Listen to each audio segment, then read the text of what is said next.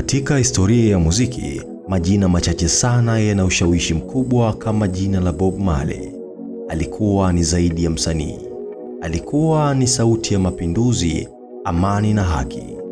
Kupitia muziki wake wa reggae, aliunganisha tamaduni, akapigania haki za kibinadamu na kueneza ujumbe wa mapenzi na umoja. Lakini safari yake haikuwa rahisi. Alizaliwa katika mazingira magumu, akapitia changamoto nyingi kabla ya kuwa nyota wa kimataifa. Katika video ya leo tutakwenda kuiangalia kiundani maisha ya nyota huyu wa muziki, na nitakwenda kukufahamisha mambo ambayo ulikuwa huyafahamu kuhusu Bob Marley. Karibu. Bob Marley alizaliwa tarehe 6 Februari mwaka 1945 katika kijiji kidogo kilichoitwa Nile Mile, kilichopo mjini St. Anne Parish, Jamaica. Jina alilopewa na wazazi wake lilikuwa ni Nesta Robert Marley. Alikuwa ni mtoto wa baba mzungu wa Kiingereza aitwaye Noble St. Clair Marley na mama Mjamaika mwenye asili ya Kiafrika aliyeitwa Cedella Booker. Kutokana na jina lake Nesta likaonekana kama ni jina la kike, basi jina lake la tatu la katikati likahamishwa na likawekwa mbele. Kwa hiyo baadaye alikuja kufahamika kama Robert Nesta Marley. Baba yake alikuwa ni afisa wa jeshi la Uingereza, lakini hakuwahi kuwa sehemu kubwa ya maisha ya Bob Marley. Alimuoa mama yake alipokuwa na umri wa miaka 18, lakini muda mfupi baadaye akawa mbali na familia yake. Bob Marley alikuwa akilelewa na mama yake katika kijiji cha Nile Mile, akizungukwa na maisha ya kijijini yenye changamoto. Utoto wake ulikuwa mgumu. Alikulia katika hali ya umasikini, lakini hilo halikuzuia ndoto zake. Alionyesha mapenzi makubwa katika muziki akiwa bado na umri mdogo, akipenda kusikiliza muziki ya Jamaica kama ska, rocksteady na baadaye reggae. Alipenda pia kucheza mpira wa miguu, jambo ambalo lilibaki kuwa sehemu muhimu ya maisha yake hata alipokuwa maarufu. Katika miaka ya 1950, mama yake alihamia mji mkuu wa Jamaica, Kingston, akiwa na matumaini ya kupata maisha bora. Bob alikulia katika mtaa wa Trench Town, eneo lililojulikana kwa umasikini, lakini pia ilikuwa ni eneo lenye vipaji vingi vya muziki.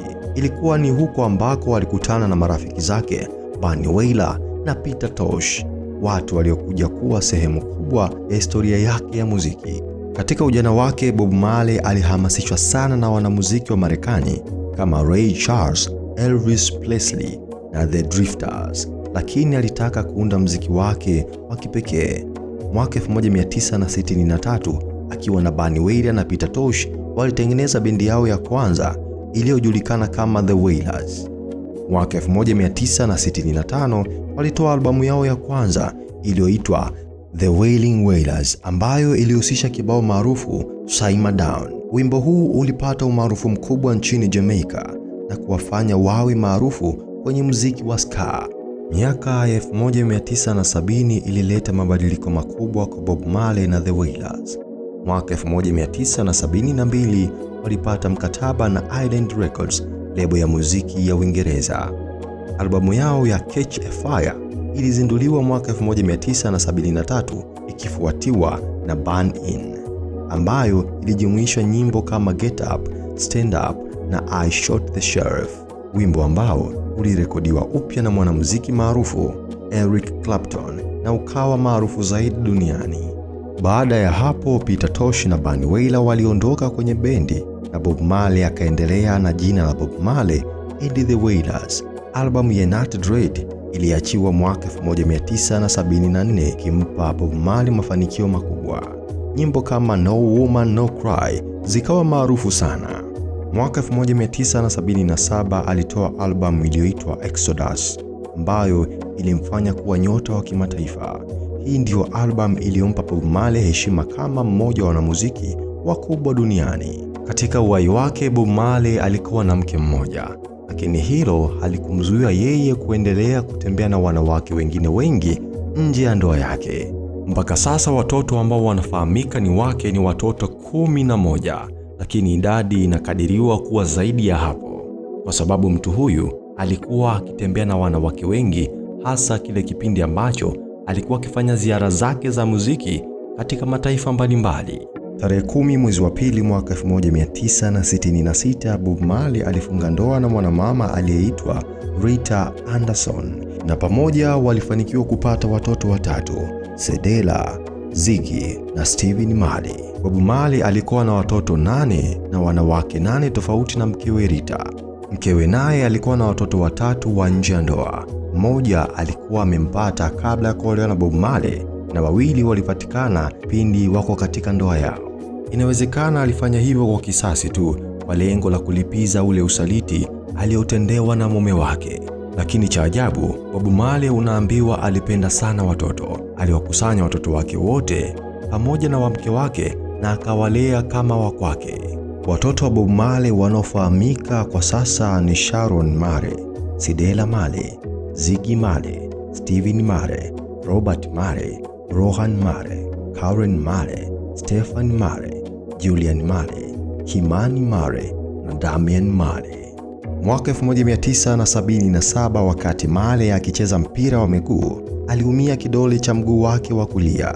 Alipoenda hospitalini, madaktari waligundua kuwa alikuwa na aina ya saratani ya ngozi iitwayo acquired lentiginous melanoma.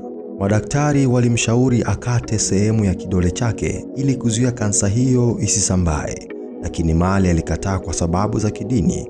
Badala yake alitibiwa kwa njia ya kawaida, lakini ugonjwa uliendelea kuenea mwilini mwake. Kufikia mwaka 1980, hali yake ilikuwa mbaya.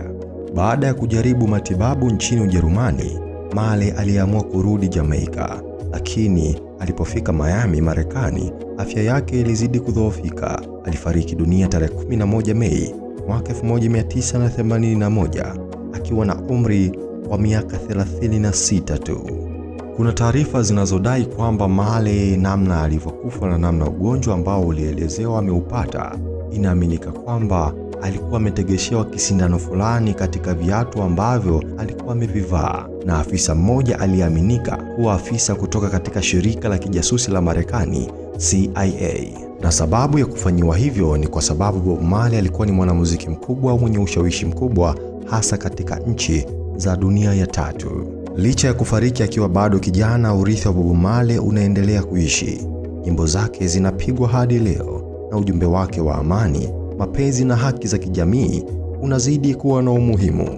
Familia yake, hasa watoto wake kama Ziggy Marley na Damian Marley, wameendeleza urithi wake wa muziki. Leo hii jina la Bob Marley linaheshimika duniani kote. Kila mwaka tarehe 6 Februari dunia huadhimisha Bob Marley Day kama ishara ya heshima kwa mchango wake katika muziki na jamii.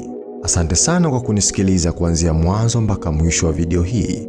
Tafadhali, kama umeipenda video hii na unapenda simulizi mbalimbali, hakikisha umejiunga katika chaneli hii kwa kubonyeza kitufe kilichoandikwa subscribe, like video hii na uniachie maoni yako. Asante sana na wakati mwema.